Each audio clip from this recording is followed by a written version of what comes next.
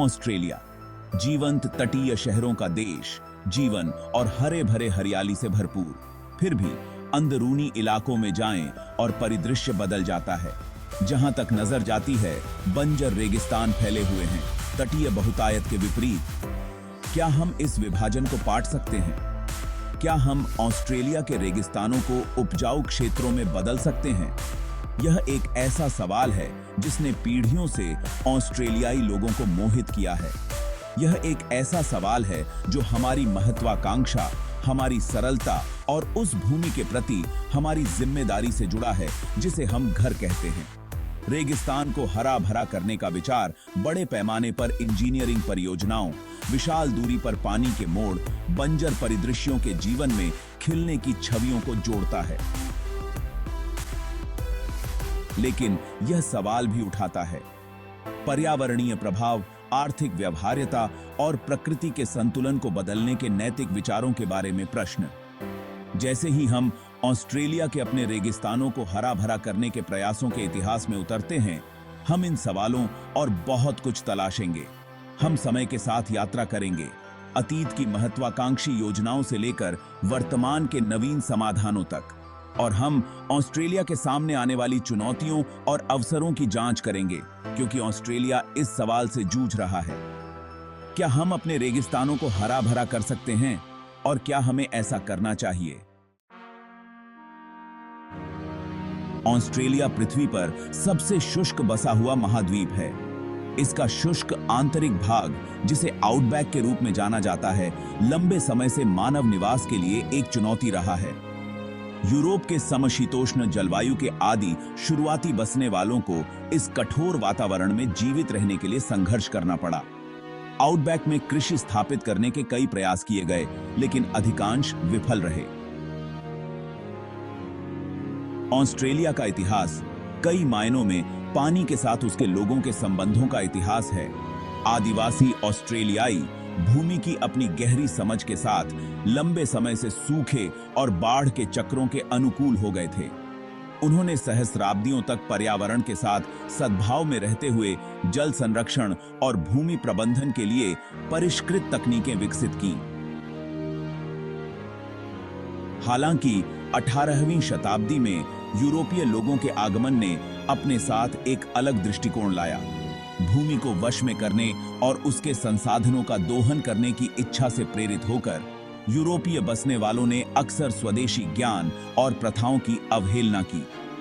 ऑस्ट्रेलियाई परिदृश्य पर यूरोपीय शैली की कृषि को लागू करने के उनके प्रयासों के अक्सर विनाशकारी परिणाम हुए, जिससे मिट्टी का क्षरण, लवणता और व्यापक पर्यावरणीय क्षरण हुआ।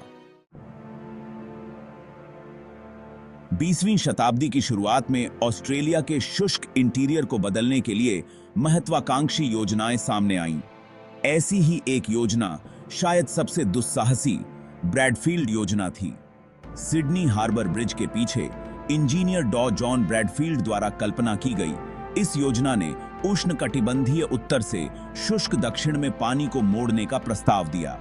ब्रैडफील्ड योजना ने सूखे और आर्थिक तंगी से जूझ रहे राष्ट्र की कल्पना पर कब्जा कर लिया।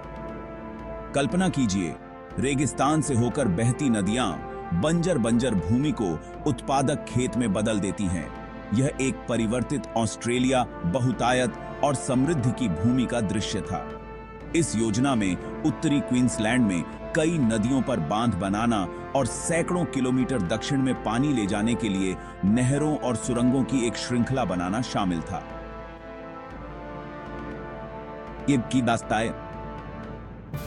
ये एक स्मारकीय उपक्रम था, जिसके लिए बड़े पैमाने पर इंजीनियरिंग कारनामों और भारी मात्रा में धन की आवश्यकता थी। अपनी भव्यता के बावजूद ब्रैडफील्ड योजना इसी तरह की अन्य परियोजनाओं के साथ अंततः अमल में नहीं आई। परियोजना का व्यापक पैमाना बहुत महंगा और तार्किक रूप से चुनौतीपूर्ण साबित हुआ। इसके अलावा जैसे जैसे पर्यावरण की समझ बढ़ी, वैसे वैसे इतने बड़े पैमाने पर जल मोड़ के संभावित पारिस्थितिक नुकसान के बारे में चिंताएं भी बढ़ीं। आलोचकों ने तर्क किया कि प्राकृतिक जल प्रणालियों के साथ छेड़छाड़ के अप्रत्याशित और संभावित विनाशकारी परिणाम हो सकते हैं। उन्होंने दुनिया भर में इसी तरह की परियोजनाओं से होने वाले पारिस्थितिक नुकसान की ओर इशारा किया, जैसे कि मध्य एशिया में अरल सागर आपदा। उन्होंने तर्क किया कि जोखिम संभावित लाभों से कहीं अधिक थे। 20वीं शताब्दी के मध्य तक बड़े पैमाने पर इंजीनियरिंग परियोजनाओं के माध्यम से रेगिस्तान को हरा भरा करने का सपना काफी हद तक फीका पड़ गया था। अतीत की विफलताएं एक सतर्क कहानी के रूप में काम करती थीं, जो ऑस्ट्रेलिया में जल प्रबंधन के लिए अधिक सूक्ष्म और टिकाऊ दृष्टिकोण की आवश्यकता पर प्रकाश डालती हैं। खंड 5, आउटबैक को आज हरा भरा बनाना। जबकि मेगा प्रोजेक्ट्स का युग समाप्त हो सकता है, ऑस्ट्रेलिया के जल संसाधनों का बेहतर उपयोग करने की इच्छा बनी रहती है। आज परियोजनाओं की एक नई पीढ़ी जड़ें जमा रही है, जो छोटे पैमाने पर अधिक टिकाऊ समाधानों पर केंद्रित है। ये परियोजनाएं दक्षता, पर्यावरणीय संवेदनशीलता और स्वदेशी समुदायों के साथ सहयोग पर जोर देती हैं। ऐसा ही एक उदाहरण पश्चिमी ऑस्ट्रेलिया में ऑर्ड नदी सिंचाई योजना है। अतीत के भव्य दृश्यों के विपरीत ऑर्ड योजना एक अधिक मापा दृष्टिकोण लेती है, जो उच्च मूल्य वाली फसलों पर ध्यान केंद्रित करते हुए अपेक्षाकृत कम भूमि क्षेत्र की सिंचाई पर ध्यान केंद्रित करती है। इस योजना ने इस क्षेत्र में आर्थिक लाभ पहुंचाया है, जिससे रोजगार सृजित हुए हैं और कृषि उत्पादन को बढ़ावा मिला है। एक और आशाजनक विकास अलवणीकरण तकनीक का बढ़ता उपयोग है। ऑस्ट्रेलिया अपने विशाल समुद्र तट के साथ समुद्री जल की लगभग असीमित आपूर्ति तक पहुंच रखता है। अलवणीकरण संयंत्र, जबकि ऊर्जा गहन तटीय क्षेत्रों में पानी की कमी के लिए एक संभावित समाधान प्रदान करते हैं। खंड 6, प्रगति और संरक्षण को संतुलित करना। हालांकि ये आधुनिक प्रयास भी अपनी चुनौतियों के बिना नहीं है। पर्यावरण को बदलने का कोई भी प्रयास, चाहे वह कितना ही नेक इरादे वाला क्यों न हो, जोखिम के साथ आता है। पर्यावरणविद अतीत की गलतियों को दोहराने के प्रति आगाह करते हैं, पारिस्थितिक तंत्र, वनस्पतियों और जीवों पर संभावित प्रभावों पर सावधानीपूर्वक विचार करने का आग्रह करते हैं। भूमि और जल प्रबंधन के बारे में किसी भी चर्चा में आदिवासी ऑस्ट्रेलियाई लोगों के अधिकार और हित भी सर्वोपरि हैं। स्वदेशी समुदायों का भूमि और उसके संसाधनों से गहरा आध्यात्मिक संबंध है और किसी भी विकास की दीर्घकालिक स्थिरता सुनिश्चित करने के लिए उनका ज्ञान और व्यवहार आवश्यक हैं। विकास और संरक्षण के बीच, आर्थिक विकास और पर्यावरण संरक्षण के बीच सही संतुलन खोजना एक सतत चुनौती है। इसके लिए खुले संवाद, सहयोग और अतीत की सफलताओं और असफलताओं दोनों से सीखने की इच्छा की आवश्यकता है। अतीत की तारीखें। खंड 7, क्या हम सचमुच ऑस्ट्रेलियाई रेगिस्तान को हरा भरा कर सकते हैं? उत्तर, अधिकांश जटिल प्रश्नों की तरह एक साधारण हां या ना में नहीं है।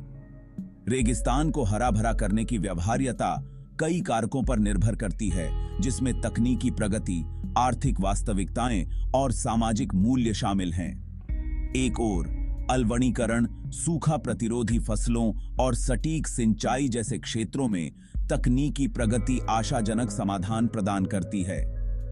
इन तकनीकों में पानी की दक्षता बढ़ाने और कृषि के पर्यावरणीय प्रभाव को कम करने की क्षमता है। हालांकि ये प्रौद्योगिकियां अपनी चुनौतियों का एक समूह लेकर आती हैं।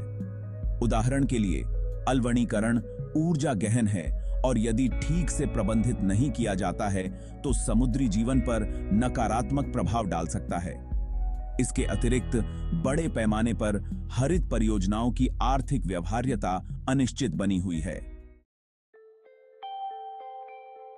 खंड 8, ऑस्ट्रेलिया के लिए एक स्थायी भविष्य।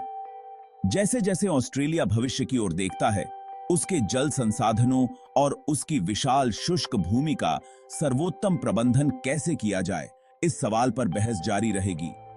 अतीत के भव्य दृश्य अब संभव नहीं हो सकते हैं, लेकिन सभी ऑस्ट्रेलियाई लोगों के लिए अधिक टिकाऊ और समृद्ध भविष्य बनाने की इच्छा प्रबल बनी हुई है। आगे का रास्ता संतुलित और समग्र दृष्टिकोण अपनाने में है।